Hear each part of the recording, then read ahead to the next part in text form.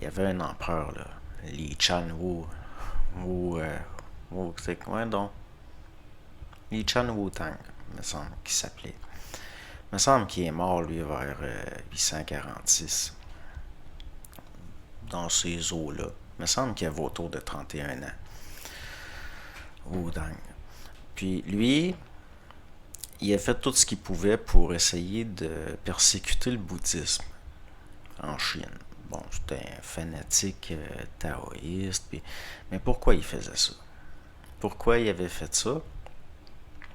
C'était parce que les gens quittaient leur famille, quittaient les champs, entraient dans des monastères, passaient leur journée en méditation.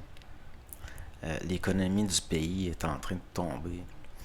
Euh, Disons qu'il y avait des raisons en tant que gouvernant de vouloir persécuter le bouddhisme qui venait pas de Chine, qui venait d'Inde. Lui, lui c'est un taoïste, puis il voulait mettre de l'avant le confucianisme puis le taoïsme, qui ont une vision plus... c'est très différent, c'était surtout à cette époque-là, avant que ça se fonde plus tard. Mais c'est parce que ça brisait des familles, carrément. Il y a des gens qui quittaient leur famille, ils rentraient dans des... Bon, ils devenaient, si on peut dire, inactifs. OK? Au niveau de la société. Puis il a fait des persécutions. Puis finalement, bon, un des buts, c'était de que les gens retournent dans un mode de vie où ils paieraient des impôts pour pouvoir continuer à entretenir les chemins, puis des infrastructures, puis développer le pays. Parce que ça nuisait réellement. Il y a eu un engouement pour le bouddhisme à son époque, puis des jeunes gens devenaient extrêmement passifs, puis bon, le monde retourner dans le nirvana, le monde de la mort devenait plus important que la vie, là.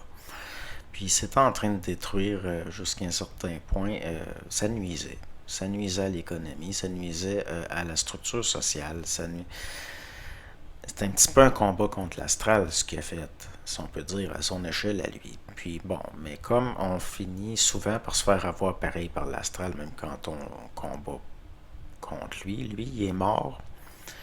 La vieille promesse luciférienne d'immortalité, c'est par ça qu'il s'est fait avoir. Puis possiblement que c'est en buvant des élixirs pour s'immortaliser, qui contenaient toutes sortes de choses toxiques, qu'il est mort, parce qu'il est mort assez jeune, à 31 ans. Probablement en buvant un élixir qui contenait du cinabre. Le cinabre, qui est un minéral rouge vif, c'est du sulfure de mercure dans le fond, puis probablement qu'il est mort empoisonné comme ça. Puis, bon, souvent ces forces-là gagnent, souvent. Donc, l'empereur qu'il y a eu après lui a fait un décret où il a permis au bouddhisme de se répandre, puis à ces choses-là de se répandre. Puis bon, comme de fait, il y a eu un ralentissement du développement du pays.